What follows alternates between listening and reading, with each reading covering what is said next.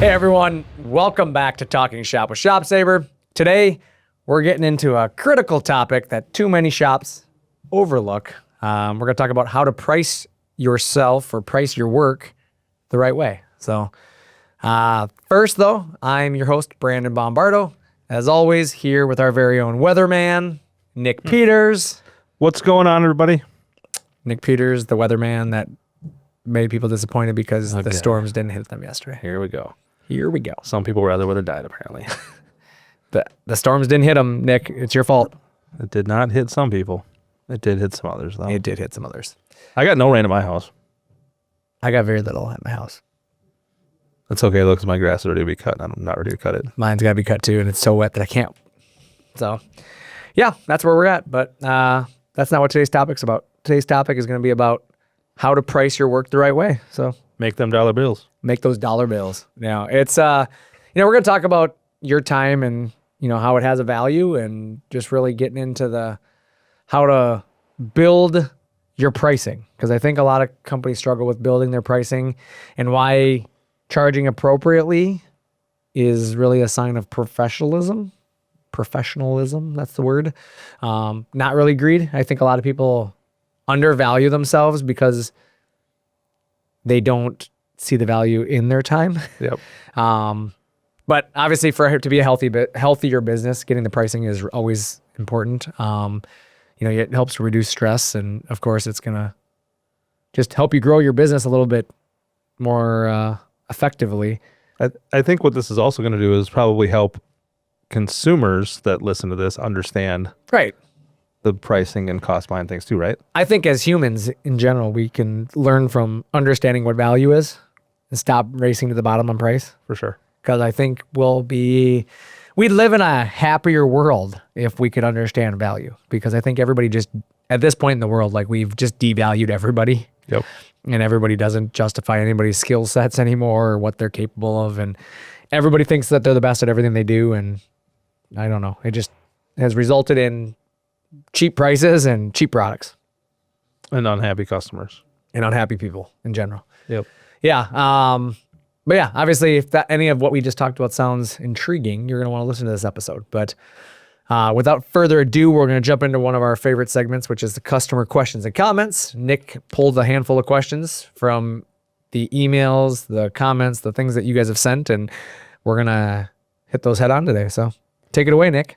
I got about half a handful. Oh, half a handful. But okay. I guess fair enough. There might be some woodworkers listening that have a handful. There's only 3 fingers. Well, I mean, accidents happen, man. Unreal. Keep going. Question number 1. On your EVA video, how are you holding the material down? Gravity, tape, or vacuum? We use vacuum in our EVA video. EVA foam, you need to have really good hold down, and thus using something like gravity wouldn't work real well. Tape, while it could work from preventing the material from sliding, it doesn't stop the material from lifting unless you tape the whole backside, which becomes kind of a pain in the butt. So having vacuum is super critical to get the accuracy, especially because with EVA foam, when you're doing like C-deck, like we were in our video, you're cutting channels to get different colors and you're creating textures and you're doing things for, boat logos and whatever, product logos. And having that depth accurate will be necessary to get that material color change. So you don't want to go too deep because you'll go through the material. If you go too shallow, it won't pull up the material. So vacuum is the way to do it. It's going to help you maintain the accuracy and the finish that you're looking for. Perfect answer. Thanks. Question number 2. Why manually set tools versus auto set tools? This is a hot topic right now. Glad you pulled this comment because it was something that came up this last week. And I think people sometimes misunderstand the purpose of auto tool setters. Auto tool setters are really great for picking up speed, right? Taking out time in your setups and things like that. But they're not a replacement for accuracy, right?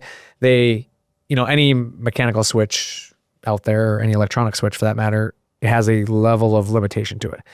And thus, when you get into certain applications, it's just the accuracy of the product or the project is beyond what the capability of maybe a mechanical switch, and depending on the price you're spending, the budget sometimes dictates the amount of technology you can use. So even on, I tell people that even with we have a 1.2 or $3 million mill out back, and we manually set tools on that. We have a tool measure switch on it, but we don't actually use it for our most accurate processes. We manually set it, and a lot of people will use a feeler gauge or a 1, 2, 3 block, and that same process should be used in CNC routers when you're setting up something that's super critical. Really, if you're trying to get within plus or minus, call it 3 to 4 thousandths, you can use the switch, right? But when guys are like, oh, I got to get down to a thousandths, or I need to be more accurate, and specifically, I think about devices like MDF doors, where guys are running the same tool profile, but with 3 different tools. Well, you got to make sure that there's not anything, a step, because otherwise you'll leave a line. So that's why you want to manually set tools in that circumstance, is that each tool has to be dead on critical. And, where if you're doing something like a cabinet, you're probably not going to notice the variance in a tool measurement, because that whole cabinet is cut with one tool, right? I mean, there's no multiple tool processes on the same line. It's your dado tool cuts your dado, your drill tool drills the holes. It doesn't matter if one of them is a little bit different than the other one, because you're never going to really notice it. Okay. So that's why it matters, I think, is that there's a different approach to the results you're trying to get. Got it. I made sense of that one too. Yeah. Number 3, when fly cutting, is the width adjustable? It is. Yeah. It's typically when you do, when you're looking to adjust your width. And what they mean is, spoil board cutting or fly cutting, you have a large cutter usually. It's usually 2 inches, 2.5 inches. And so they're trying to adjust how much of that 2 or 2.5 inch cutter they're using. It's called step over. So you're going to adjust your step over accordingly. And in most cases, people will run a 40% step over when using a large tool like that. And it gives you the best results typically by doing that. And it ensures a quicker cutting time than using something like a 10% step over, or even in some cases less than that. And so you'll get better speed and performance by having a larger step over. But obviously if you go too large of a step over, you can end up with a performance and quality, issue. So there's a fine line you want to play with a little bit, but usually you don't want to go any higher than a 90% step over. But the tool will determine that, and then your speed will have to be adjusted accordingly, because the more material you take off in one pass, the slower you have to go. So I've used 800 inches a minute, 10,000 RPM at a 40% step over. That's my go-to. But again, material, tooling, and of course the machine that you own will determine if you can do that. So it's definitely a situation-specific type of... Right. Yeah, but the answer to the question was, is the width adjustable? And the answer there is yes. Yeah, you can absolutely adjust it. All right, I got one more for you. Okay. Do you think people that drive electric cars... Oh, God. ...listen to AC/DC or something more current? Well played. Well played. It was a good dad joke. I'd say something more current. That's just me. Like some Taylor Swift or... All right, that new song by that Chappell-Roan girl. I really love it. I don't even know what you're talking about. You should listen to it on your way home. Okay. You'll rock on the way home. Pink Pony Club. Listen. Look it up and listen to it. Okay. You'll jam the whole way home. You might listen to it on repeat the whole way home. I don't know that I will, but you'll like it though. We're going to move on to questions. It's very catchy. You like it. You wrecked that segment with that last joke. It was a good one. It was terrible. Come on, man. Let's get into this week's topic so people don't tune us out. Well, this better be better than the joke, because the joke was really good. Oh, okay. Anyways, so really I want to talk about understanding the value of time today. That's really what I want to get into, and Nick's wasting it right now, so I want him to be aware of that. But your time isn't free, and I want people to think about that. Like, as you sit there right now and you think about anything you do in your life, there's a value to it, right? Absolutely. Time is worth money, and in some cases, time is invaluable, because many of us have lost loved ones, many of us have lost somebody in our life that means something to us, and we, there's no amount of money we could pay to get that time back, right? Yep. So that's why I try to remind people that your time isn't free. It's going to cost you something somewhere, right? And every minute you spend on anything, regardless of what that is, whether it's, programming your CNC machine, whether it's cutting parts, maybe you're on a table saw, whatever. Maybe it's setting up the job. You got to carry the sheets over and get things set up. Maybe it's cleaning, sweeping the floor and you're done because you got all the dust and debris everywhere. Maybe it's marketing. You got to spend the time going out and telling people who you are and selling jobs, right?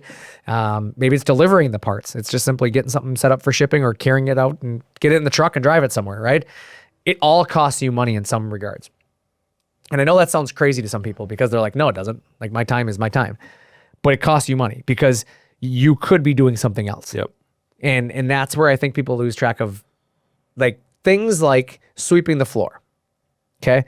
As a business owner, if you're out there sweeping the floor after you're done cutting and spending all this time cleaning up versus using your skill set to go do something else, right?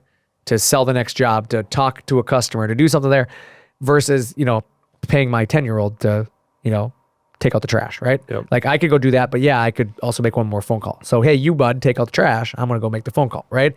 It's utilizing your time, and because your value of your time should be producing the highest return on the investment, right? Yep. And then you have to think, really, are you undervaluing your time? How many people do that? I think undervaluing your time is one of the fastest ways to burn yourself out. 100%. Yep. Because you do too much and you don't have enough of a return for what you're doing. You get to the end of the day and you're like, I did all of that and this is all I have to show for it.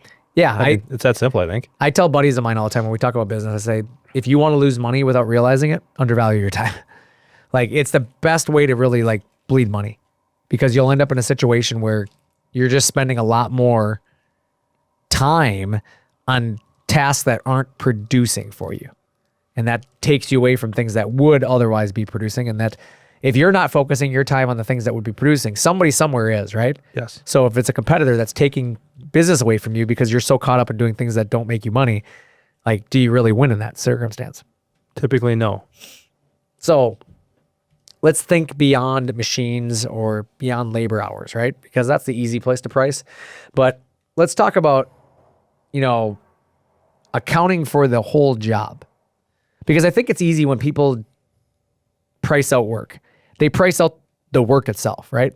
Okay, well, the cutting time is 7.5 minutes, so I'm going to charge 10.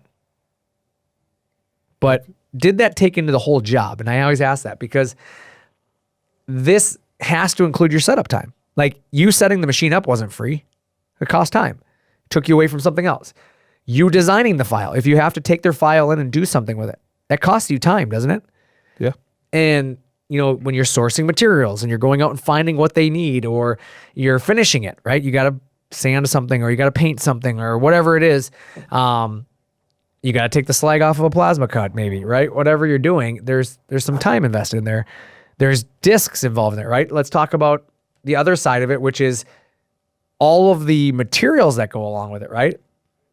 What about your shop, materials? It's the lacquer thinner, it's the shop rags, it's the sanding discs. Pretty much everything that contributes to you making that Correct. Job complete, right? Right. And then now add on the support after the fact. Your time again, right? Somebody calls you and wants to spend time on the phone with you. And I had this conversation with a friend of mine. He owns a fabrication business, and he says that people will sometimes buy, his product used. And he said then they'll call up and they'll beat him up on the phone and they'll just, like, make his life really difficult, but they didn't even buy from him. Mm-hmm. And I tried to explain to him that sometimes in that scenarios where if that is the demand, then you need to consider used equipment has a fee for support, right? And he's like, a lot of times what he's getting beat up on is the person who owned it before this person modified it or did something, and now suddenly the person's frustrated trying to get it back to and it's like, then you should have bought a new one. Yeah. Or should have done your due diligence looking to see what had been done to it, or had it been maintained, or whatever it is that comes along with getting a used piece of equipment, right? Right. And he just got, he's so frustrated when he called me. He was so frustrated. And I tried to explain to him, like, you're undervaluing your time.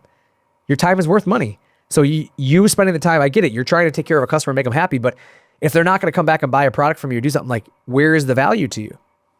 You're losing in every aspect, right? Because then something else you could have been working on is now just sitting there idle, not being done because you're doing that for correct no money. And that's what I try to remind people is the project isn't just the cut time. It's beyond that. It's the whole job timeline. Everything from start to finish.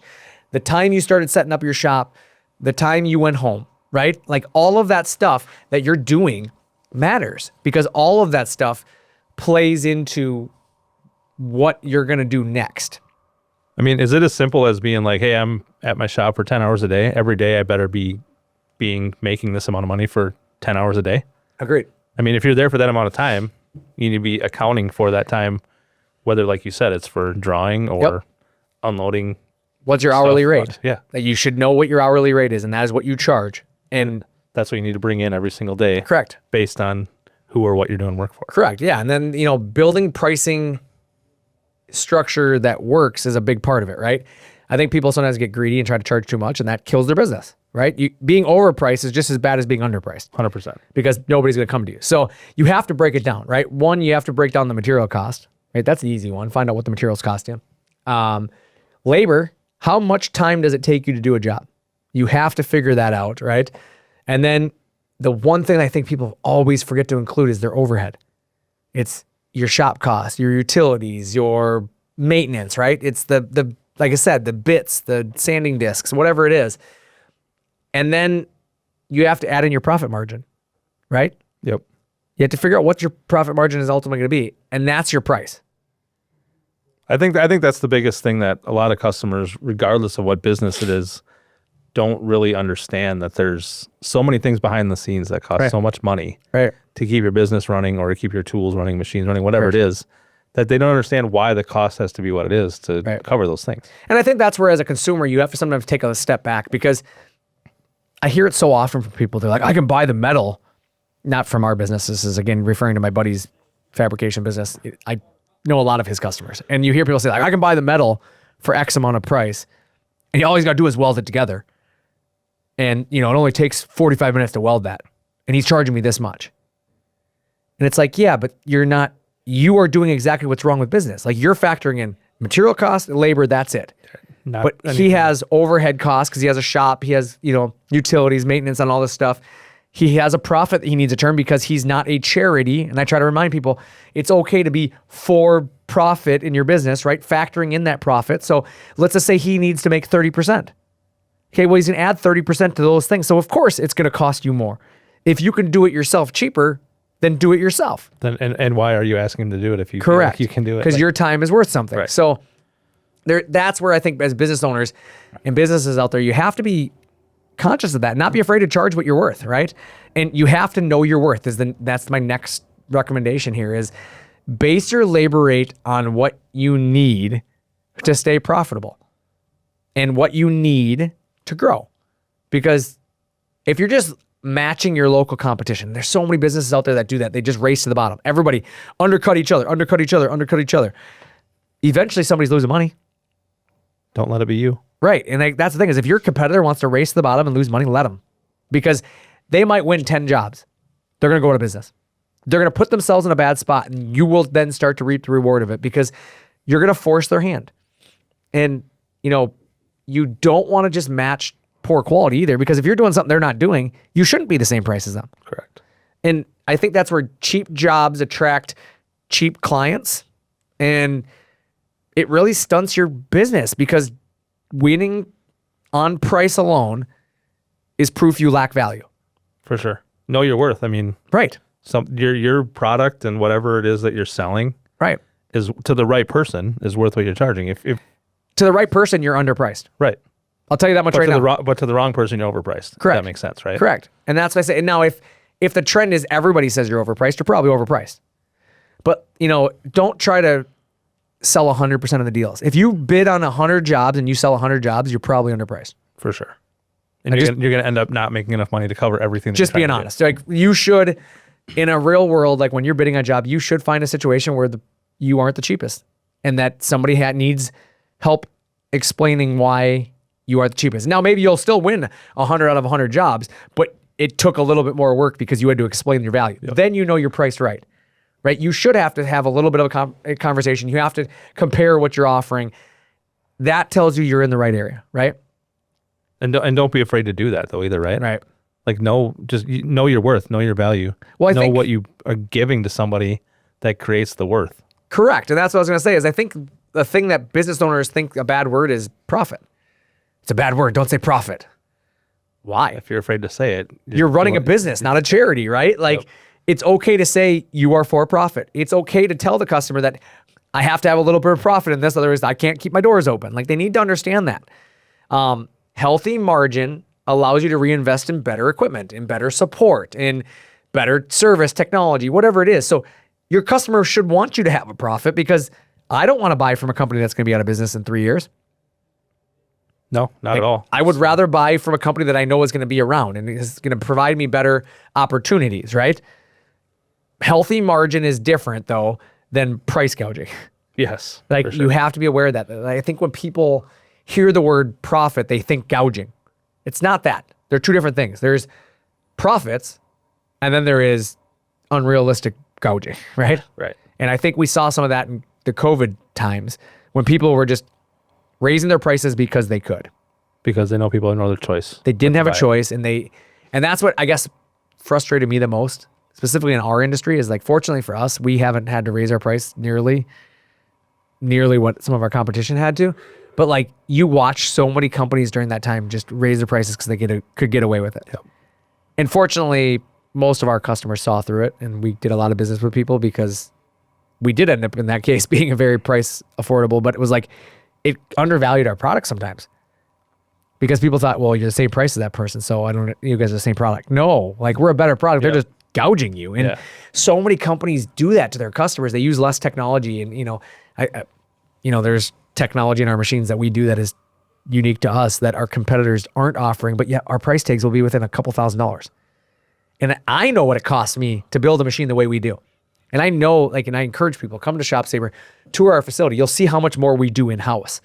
And consider the overhead and what that expense looks like. And for what we're charging, like, the value is there, right? Right. You'll see a lot more to build confidence in what you're buying from us. And I think that is the biggest thing that we try to do best here, and that you should consider at your business, is how do you communicate your pricing to your customers, right? Confidence is the number one thing you have to have, right? Right. You got to have Don't confidence. be afraid. Yeah, you can't be afraid of who you are, right? I tell sales guys this all the time. If you don't believe in your pricing, why would your customer? Right. If you feel like you're overpriced, why wouldn't your customer think you're overpriced? You have to understand why your price is where it is. It's kind of like everything, right? You're going to feed off the energy you're given, right? Right. Like, if you just are kind of, whatever about what you're selling, what your price is, and kind of like leave it open to interpretation maybe, or just be like, well, I'm at this price, but whatever. Yeah. People are going to know that there's some sort of way they can try to push on you to do it cheaper. Well, that's what I've noticed. Like, when I buy things used, right? If I buy used things online and somebody's like, well, I'm asking this much for it, but I'm negotiable. Like, you just told me that you're overpriced. Right. That's what you just told me. Then I should instantly offer you half, and then see what you come back with. Correct. I'm going to just lowball you until you tell me no. But like, I'm not negotiable on a product that I know I'm valued on. Right. I'll give you a good deal. I'll give you a deal. I'll give you the best discounts I can give you. I'll put everything on the table up front, but I'm non-negotiable on my value.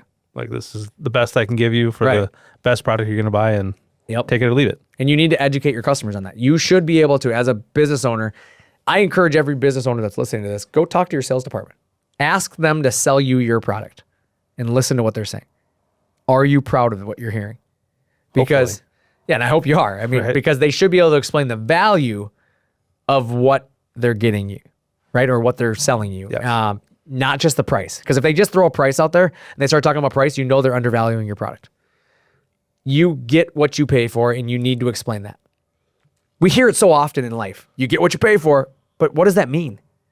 I think it means a lot of different things to a lot of different people. Correct. I don't think there's really, to a lot of people, there's one definition to it. I think there's a lot of different ways people interpret it. I agree.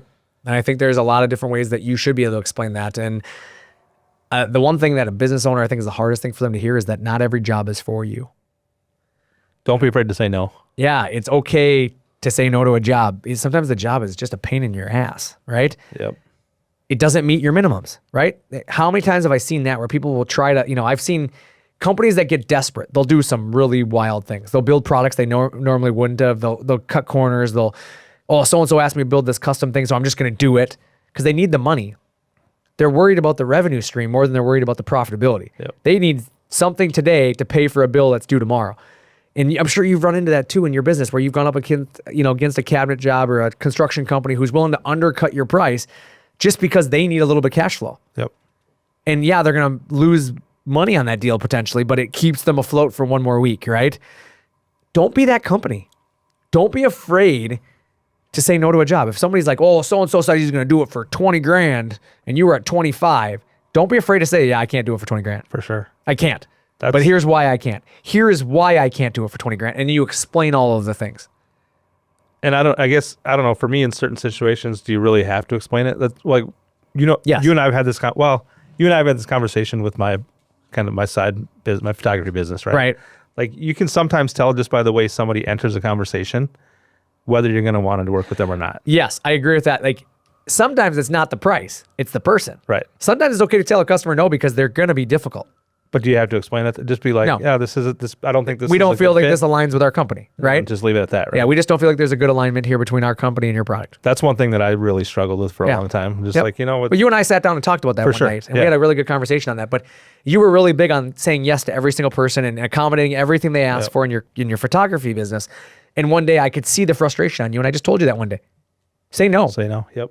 It's okay to say no. That customer's not meant for you. They're gonna be a nightmare to deal with. And You're already stressing, and you haven't even gotten $1 from them yet. And that's changed my whole mentality about all of it. And I haven't been afraid to say no since. You just get And has like it a hurt bad your business? Not at all.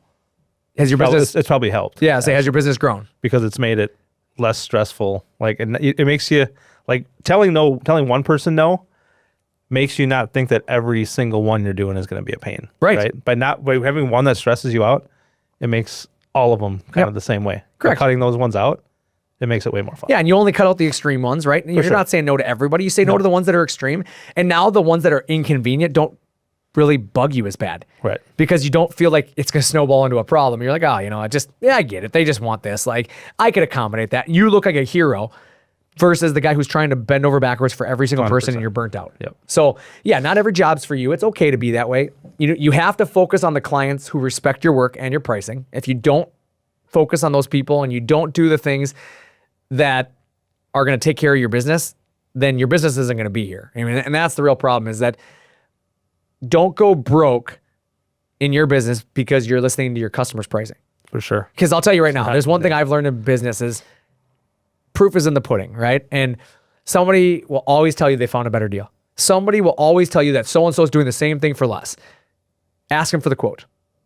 And they're not doing the same thing for less. Right, exactly. Ask them for the quote because most of the time you'll find a difference. If they're doing it for less, they're doing less. And you're getting less. Yeah, correct. And that's where you should be able to win. Is to be let me see what we've quoted. It's rare. It's rare, especially when you're cutting cabinets or you're painting a wall or you're doing like if they're charging less, you're doing something differently because you guys all. I mean, everybody in the industry really knows the labor rate, right? Everybody in any industry prices their competition out. Everybody knows what their competition's doing. So when somebody's way off base, somebody's doing something different. Nobody came in and magically figured out how to cut costs that nobody else could. And then you'll know that's true when they won't actually give you the quote and show you what they're giving them, right? Right. And that's the thing is sometimes people just do it thinking you won't call their bluff, but you're just going to give them a discount. Right. So yeah, just don't be afraid to ask. Don't be afraid to focus on the customers that find the customers you like working with and focus on that demographic. Right? Sure. Go find out who those people are. Maybe they're business owners. Maybe they're, people that are into the same thing you are. I don't know. But find out what you like about a customer, and then it's okay to find that niche market and go play to that crowd. Absolutely. Good. Find out where you're good. Yep. Now, obviously I have to. If I don't plug us a little bit here, I wouldn't be doing my job. But, I think CNC automation can help in this. And I think a lot of companies who don't have CNC machines don't really see the value in it because they don't understand their time. They think I can do it by outsourcing it. I can do it by paying somebody else. I can, whatever the case may be. But efficiency boosts in your shop is a profit boost. And a ShopSabre machine specifically, right? Let's talk about our product. It helps you produce parts in less time and with less waste, right? Better yields. And if you're doing so, generally you're saving time. And we just said it, valuing your time, right? Well, and you're going to save all that money you're paying out to other people by farming it out to other people to do your work, right? Well, I think that's exactly it. You're saving the time and the energy that you put into outsourcing and having to deal with outsourcing. But because then guess what? You're spending all that time finding somebody to do it for you when you could have been doing other work. And driving between shops and picking things stuff up. And there's so much more time there too that, again, they can cut it for $20 and you could do it yourself for $25.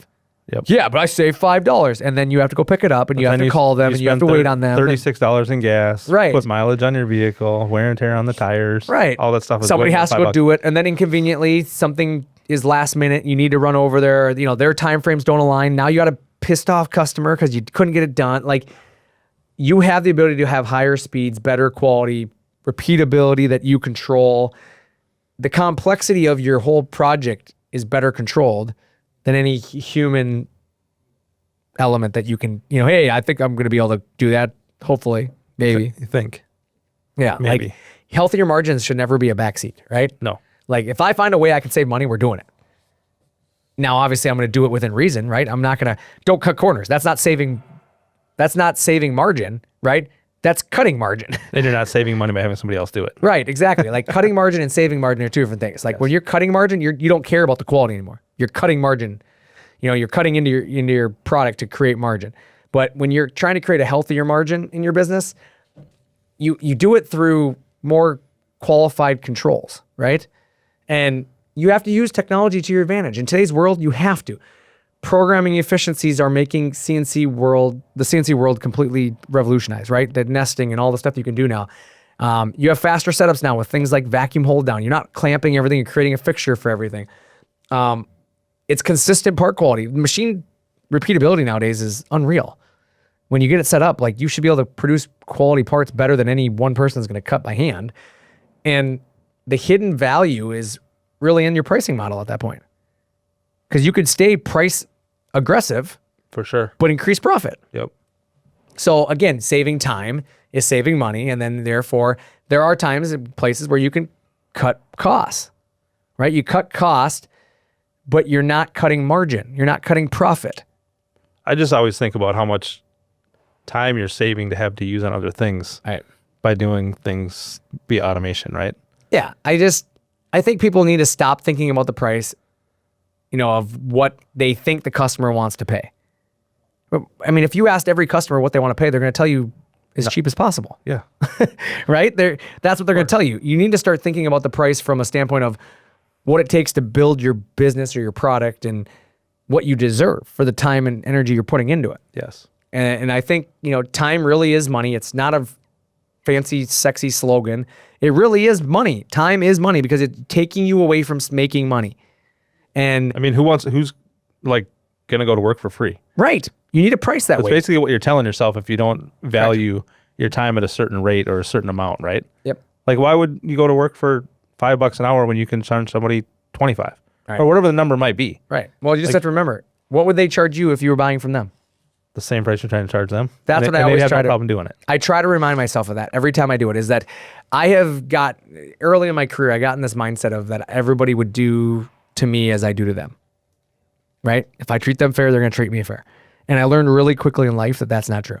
No, not for most Most people. people aren't going to be afraid to charge you full price, but expect a discount from you. For sure. And so I encourage you to think about that. If you were going to go buy their product or whatever it is this person is that's coming to you, if you were going to buy from them, would they be giving you a better deal than you're giving them? And if the answer is yes, then you're probably overpriced. If the answer is no, then you're probably being fair with what you're doing. Agreed. And people just need to think about that, is, you know, don't forget that it's okay to take care of your business too. Take care of the customer. Do what's right for the customer. You should always do that. But pricing yourself appropriately should never be a bad thing. Don't feel guilty for pricing yourself where you need to be. Right. And I always remind people that a price increase is sometimes necessary. And people expect it when prices have gone up, as long as you can explain why the price increase is taken. Now, I think sometimes people get a little carried away with fees and charges, and they charge for every little thing. And I think sometimes you need to create value, right? Not just nickel and dime people, but there is a point in life where it's to be expected that you're going to charge for the burden of your time. Absolutely. If I ask you to customize something, there's a charge. I understand that. You're doing something abnormal. And I think people need to get back to understanding that the way you price yourself determines the success of your business. So, yeah, I mean, I guess if you need help understanding, you know, CNC and how it can help you guys maximize profit or, you know, obviously reduce labor, reach out to us. We're here for that stuff. Obviously, I can't help you with all your accounting needs, right? But I can help you with your CNC automation needs, and we are here to help out with that. As always, you know, make sure that you subscribe to our Talkin Shop podcast. Make sure you share our videos. We love people to see this. Obviously, we want to help people grow their businesses. We're really proud to help the community of people become more successful. Absolutely. And that's why we do this. We do this every day, or every week we do this podcast because of the fact that we want to help people. We want everybody out there to understand you're not alone in business. We're all feeling the same pressures in the world. And I think sometimes business owners and employees and managers and everybody, we feel like we're on this island and nobody's willing to talk about the things that are uncomfortable. And this is one of those things, right? It's uncomfortable to talk about profits, but they're a necessary part of your business to be successful. And I think too, sometimes maybe just hearing us talk about it will give them reassurance that they're doing the right things, or give them the confidence to go out and do what they need to do to be more successful. Right, exactly. And that's our goal, is just to make, customers more successful. And, as always, like I said, I try to give you guys a motivational quote. So I got one this week for you, and it will always seem impossible until it's done. And I love that one. I saw it this week. It always seems impossible until it's done, because if you go back and consider, and I want everybody who's sitting there to think about last year, look at where you're at today versus where you were last year. Would you think you would be here? Or go back 10 years and consider, if you had told yourself you were going to be where you are today, would you have believed yourself? Probably not, right? Most people will say, no, you could have told me that and I would have never believed you. Yep. But it's because it was impossible back then. But by just one step a day, right? You keep moving forward, and you didn't get to where you were today overnight. You kept working at it, and it took some time, but you look back and you couldn't imagine not being where you're at now. It's kind of crazy how that works, isn't it? It is. And I try to tell people that it's like watching, the ocean erode a rock, right? If you sit there and look at that rock, it's not going to change in front of your eyes. But if you leave that rock in place for a while, eventually you see how the cliffs look, and you see the way the world forms itself through time, not through instant, change. So got to go through the world. You got to go through the world you're building for the future. You got to spend the time investing in yourself and thinking about what you're doing for your business and your employees. And, how are you building your business to be better for your customers? Ask yourself that. What value do you bring to the industry? And if you're not bringing value, then you need to reevaluate what you're doing. Because value should be able to, justify the expense of your product. 100%. So, yeah, with that, I appreciate everybody tuning in. As always, Talkin Shop is about helping you, shop owners, employees, people out there in the business, just feel connected. And hopefully that we've shared some really good insight today. So, as always, I'm your host, Brandon Bombardo. And I'm Nick. Thanks again. Until next time, keep talking shop.